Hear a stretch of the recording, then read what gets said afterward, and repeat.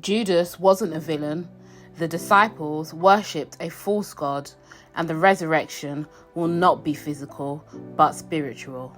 This blasphemous text paints a controversial picture of Christianity's most despised apostle. This is the Gospel of Judas. Most people believe that Christianity has always been fully formed, as if the New Testament was passed down directly from God to man. This is not the case. In fact, it is a remarkable lie achieved by the Church Fathers, who declared themselves and themselves only to be the voice of God. You see, ancient Christian groups, who are collectively referred to as Gnostics, claim to have secret knowledge that could liberate the souls of humanity for good. This secret knowledge contradicted the doctrine of the Church, so it was suppressed from the public and rejected from the Bible. And anybody caught with texts such as the Gospel of Judas was executed. So what did this text say? Let's take a closer look at some of the shocking claims made in the Gospel of Judas. Welcome back, my friends, or welcome if you're new here. I am Shauna the Artist, and I condense large and complicated topics into short and engaging videos so that you can learn something new in minutes. Like this video now, it really helps me out, and also subscribe if you haven't yet done so. Let me know what you think about this video in the comments section. Speak to you soon. The Gospel of Judas was a Gnostic gospel. The only surviving copy is the one that was translated into Coptic in the 4th century, and it was discovered years later in the 1970s in Middle Egypt. It was part of what was called the Charcos Codex, which was buried in a cave and then placed into a humid safety deposit box. It was even frozen at one point, so we are very lucky to still have this information today. In around 180 CE, a bishop named Irenaeus wrote a book called Against Heresies, and it heavily criticised many of the Gnostic Gospels, including the Gospel of Judas. At the time, Christianity was still in its early stages. It had developed into numerous branches that each had their own very different ideologies. The Roman Emperor Constantine hated this and declared Gnostic teachings as heretical. All Gnostic texts were ordered to be destroyed. Why? Because the masses are easier to control when they all believe exactly the same thing. Because of this, traditional Christianity is written almost solely from the viewpoint of the side that won. The Orthodox Christian Church was remarkably successful in silencing and delegitimizing other voices. They did this by destroying their writings and condemning anyone who disagreed with the mainstream orthodoxy as dangerous blasphemers. The Gospel of Judas documents Jesus' teachings on cosmology and the nature of reality. According to the text, Judas is not the villain, and the words handed over had been purposely mistranslated into betrayed to vilify the only disciple who truly understood the word of Jesus. The Gospel teaches that the true God is not the creator God of the Bible, but an illuminous cloud of light called the monad, and he exists in a world of perfect brilliance and goodness called the pleroma. At the beginning of time, God created a group of angels. One of them accidentally created an assembly of lower gods. To find out exactly how this happened, check out my video titled The Secret Gospel that explains away the original sin. These lower gods rule over the chaos that plays out in the material world. They are called archons, and they created a physical body for Adam Kadmon, which became known as the first Adam. This human was divine, but the archons tricked Adam into believing that he was mortal. Thus, gradually, humanity forgot its divine origins and came to think that this imperfect universe was the totality of all creation. To rectify this, the monad sent Jesus down to earth. His mission was to be a messenger, to remind humanity that the real world exists beyond the world of matter, and that salvation is achieved by connecting to the God within. The act of embracing the internal God will give humanity the ability to transcend the material world and return to the pleroma. In contrast to the teachings of the mainstream church, Jesus reveals these teachings to Judas, and we're going to find out why in just a minute. The text begins by announcing that it is a secret account of a conversation that happened between Judas and Jesus before the Passover. This is the secret message of judgment Jesus spoke with Judas Iscariot over a period of 8 days, 3 days before he celebrated Passover. So why did Jesus choose to have a conversation with Judas?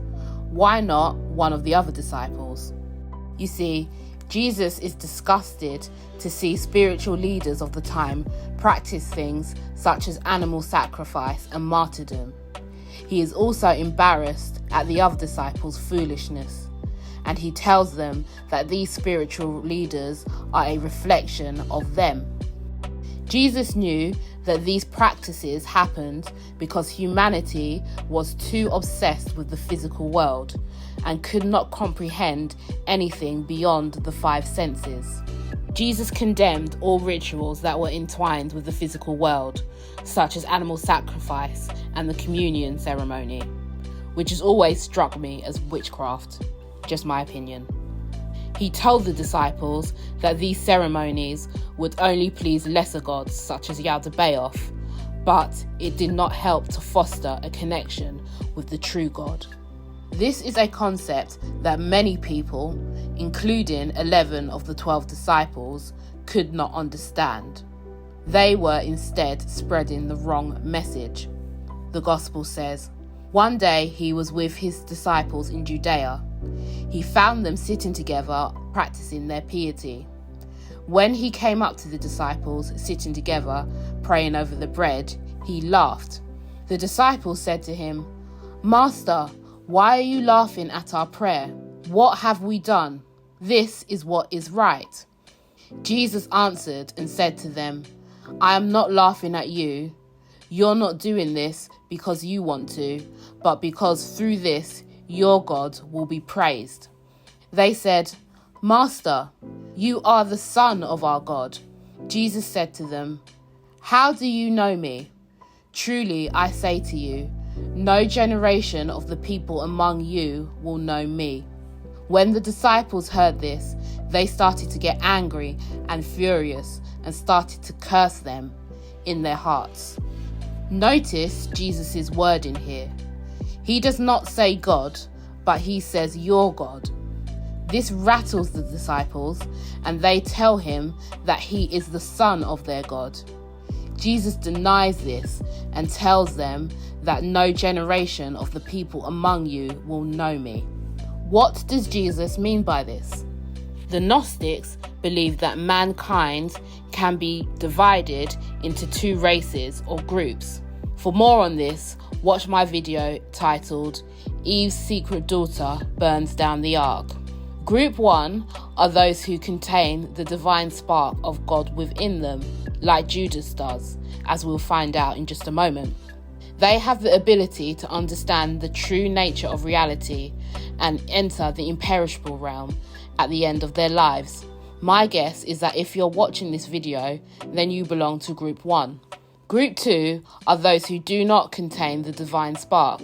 Jesus believed that no descendants of this race or generation would be able to truly know Jesus and access the secret knowledge required to transcend the material world. Jesus believed that 11 of the 12 disciples belonged to this group. In a broader sense, the 11 disciples represent the different denominations of Christianity that would emerge from the Orthodox Church. These people choose to give all of their divinity away to Yaldabaoth. Because of this, they cannot enter the pleroma and will continue to reincarnate onto this planet for all eternity, or at least until they make a different choice. But what about the 12th disciple? Let's keep reading. But when Jesus noticed their ignorance, he said to them, "Why are you letting your anger trouble you? Has your God within you and his stars became angry with your souls? If any of you is strong enough among humans to bring out the perfect humanity, stand up and face me." All of them said, "We're strong enough," but their spirits weren't brave enough to stand before him, except Judas Iscariot. He was able to stand before him, but he could not look him in the eye, so he looked away. Judas said to him, "I know who you are and where you've come from. You've come from the immortal realm of Barbello, and I'm not worthy to utter the name of the one who sent you." Then Jesus knew. Here we can see that Judas has more courage than the other disciples, and he can see who Jesus really is. Jesus knew that Judas was braver and more intelligent than the other disciples, so he deemed him worthy and decided to reveal the secrets of reality to him. Jesus then tells Judas that he will rule over the other disciples. Jesus then goes on to say, "But you will exceed them all, because you'll sacrifice the human who bears me." Scholars believe that this is referring to the human body of Jesus, and that he needs Jesus to turn him over to die so that he can escape the body and return to the pleroma. Jesus needed to shed his body so that he could escape the material world, as all Gnostics believed that they had to do. Jesus doesn't die for anyone's sins, and he isn't a saviour. He is a messenger who gives the divine knowledge on how to escape the world of matter, and then he leaves. In this gospel, Jesus' resurrection is spiritual. This is very different to mainstream Christianity. Christians hope for a physical resurrection on the day of judgment so that they can live for eternity in the physical realm. And on a certain level, they are absolutely right. So what is the message of this gospel? I believe that it's meant to warn us not to follow the teachings of the 11 disciples who symbolize mainstream Christianity, because that will keep us stuck in the world of matter and we will never be able to ascend into the true world of light. But that's just what I took from it. Why don't you read it yourself and let me know what you think? I've left a link to the Gospel of Judas in the comments. Do you agree with my analysis? Do you have a completely different opinion? Let me know what you know in the comments and we'll chat. Click the like button if you like this video. Subscribe to me for more videos like this every single week. And most importantly, thank you for watching to the end and for all of your support. I appreciate every single one of you, and I can't wait to see what you have to say in the comments. Thank you, my friends, and I'll see you next time.